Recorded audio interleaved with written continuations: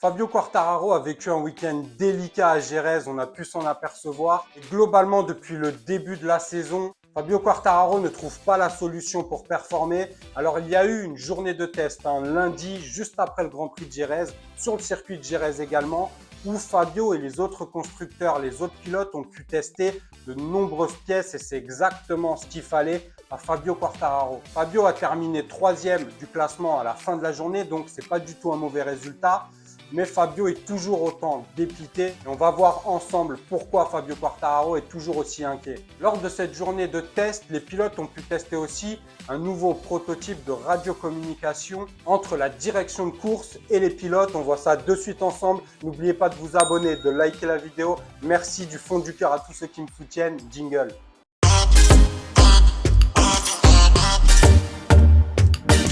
On le sait, Fabio, après le Grand Prix de Jerez, a eu des mots très durs envers son employeur, envers Yamaha. Il a clairement demandé à Yamaha de s'entourer de gens compétents. Donc déjà là, il découpe. En gros, il veut dire qu'il y a des gens incompétents et qui ne font pas leur travail, en tout cas qui ne vont pas dans la bonne direction chez Yamaha, donc il demande du changement à ce niveau-là. Il dit clairement que son team est en train de s'endormir au lieu de travailler dans la bonne direction et que c'est un gros problème. Donc déjà, ça chauffe chez Yamaha, ils savent très bien qu'il va falloir réagir et urgemment. Et ça tombe bien vu que lundi avait lieu sur le circuit de Jerez toute une journée de tests. Tous les constructeurs ont pu essayer de nombreuses nouvelles pièces pour améliorer la machine. Alors, est-ce que ce test a été concluant? Je pense qu'au titre de ma vidéo, vous avez deviné que Fabio Quartararo n'est pas forcément rassuré par les résultats de ce test. Alors, il a terminé 3e, ça, c'est très bien. Mais le problème, on le connaît, Fabio, quand il roule seul, il dit qu'il n'a aucun problème avec la Yamaha. Le problème, c'est pas de rouler seul. Le problème, déjà, c'est de rouler en pneu neuf,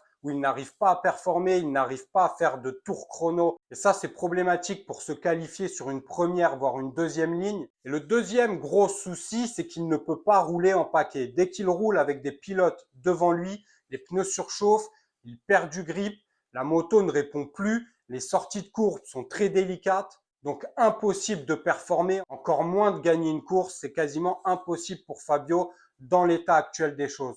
Le problème, il le dit lui-même, Fabio est toujours à la limite, il n'arrive pas à améliorer son temps, à faire des tours chrono et c'est problématique. Alors, parmi les nouveautés qu'il a pu tester sur cette journée de test à Jerez, il y a le pot d'échappement qu'on avait déjà vu pendant le Grand Prix, double sortie de pot comparable à celui des KTM, mais qui pour l'instant n'apporte pas vraiment de bénéfices. Fabio dit qu'il sent plus le moteur quand il tourne à droite et que possiblement il peut apporter un gain de vitesse à la moto. Mais il a besoin de confirmer ça. Pour l'instant, il ne sait pas vraiment si ça pourra être le cas. Il souhaite pouvoir le retester sur le circuit du Mans.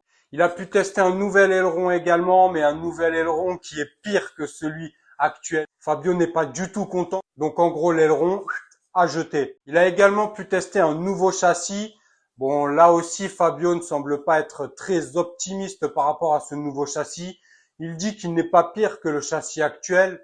Mais bon, voilà quoi. Il a besoin là aussi également de pouvoir le retester sur un autre tracé. Donc pouvoir effectuer un nouveau test sur le circuit du Mans avec ce nouveau châssis car pour l'instant, il n'est pas du tout en mesure de pouvoir affirmer qu'il pourrait réellement faire progresser la moto. Donc en gros, toutes les améliorations apportées par Yamaha ne sont absolument pas bénéfiques. Malgré les bons résultats de cette journée de test où il termine 3e derrière les pilotes VR46, il n'a pas vraiment pu améliorer les points faibles de la moto, à savoir faire des tours chrono pour pouvoir se qualifier sur les premières lignes et pouvoir rouler en paquet, être performant sans que la moto devienne inconduisible.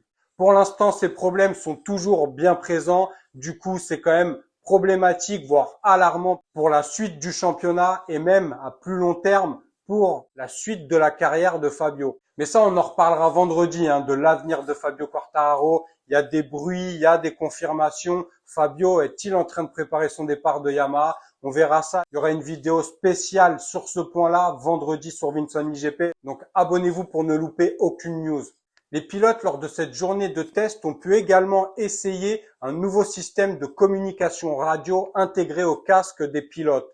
Alors pour l'instant, on en est au stade de prototype. Il y avait déjà eu un essai concernant cette radiocommunication en 2020 qui n'avait pas vraiment été favorable. Il n'y avait pas eu de bons retours de la part des pilotes, surtout par rapport au fait que ce ne soit pas du tout confortable à l'oreille. Là, du coup, certains pilotes ont pu tester, dont Fabio d'ailleurs. Fabio dit que ça peut être très utile en cas de message important, en cas de gros danger, comme quand il y a un accrochage, par exemple, pour prévenir si un pilote ou une moto est sur la piste, pour prévenir également, voir s'il peut y avoir de l'huile sur le bitume. Donc voilà, en cas de gros danger, Fabio dit que ça peut être une très bonne idée de l'avoir. Pour l'instant, il n'est pas encore satisfait des prototypes car c'est pas très confortable à l'oreille. Ils ont pu tester 2 prototypes.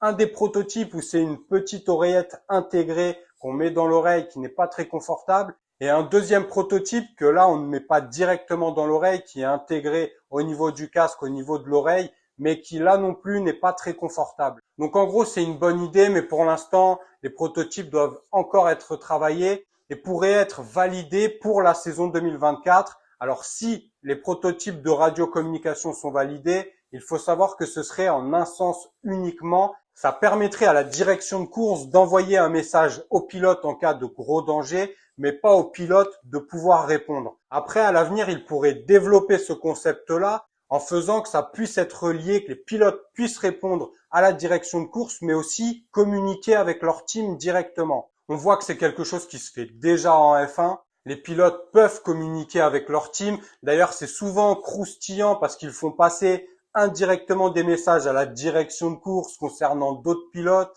Souvent, c'est des messages un peu piquants. On voit quand les pilotes s'énervent, etc. Donc, c'est assez marrant parfois en course de pouvoir voir les messages qu'envoient directement les pilotes à leur team, indirectement pour faire passer un message à la direction de course. Après, en MotoGP, c'est pas vraiment la même chose parce que quand on tourne, on se penche, on a le poids de la moto. En F1, c'est différent, donc pour communiquer, c'est quand même un peu plus simple. Là, Fabio dit que ce serait intéressant uniquement en cas de gros danger, comme une chute et un pilote ou de l'huile sur la piste. Donc à voir, on va rester attentif, ça pourrait voir le jour dès 2024, mais ça doit être encore travaillé. Après, concernant Fabio, franchement, ça devient problématique, alarmant pour la suite.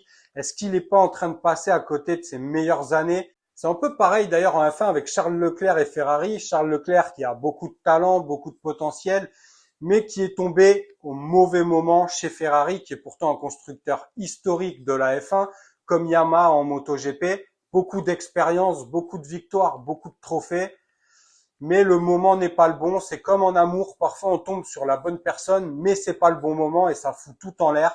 Là, on est exactement dans ce cas-là. Donc, du coup, c'est pour ça que je vais sortir une suite, entre guillemets, vendredi sur Fabio Quartararo et sur son avenir. Beaucoup de choses se disent. Fabio est très mécontent. Alors, est-ce qu'il veut réellement rester chez Yamaha? On verra ça dès vendredi, donc restez connectés. En tout cas, par rapport à cette saison, Fabio va commencer à perdre un peu patience, même s'il essaie de garder son calme, de rester zen. Fabio le dit lui-même, il lui est impossible de pouvoir gagner une course avec une moto, un matériel actuel, ni voire même de performer, c'est très compliqué. Donc on va rester attentif. On se retrouve dès vendredi du coup pour la suite, pour la vidéo concernant l'avenir de Fabio Quartararo. N'oubliez pas de vous abonner, de liker la vidéo. Merci à tous ceux qui me soutiennent. Prenez soin de vous, de vos proches, c'est le plus important. Ciao.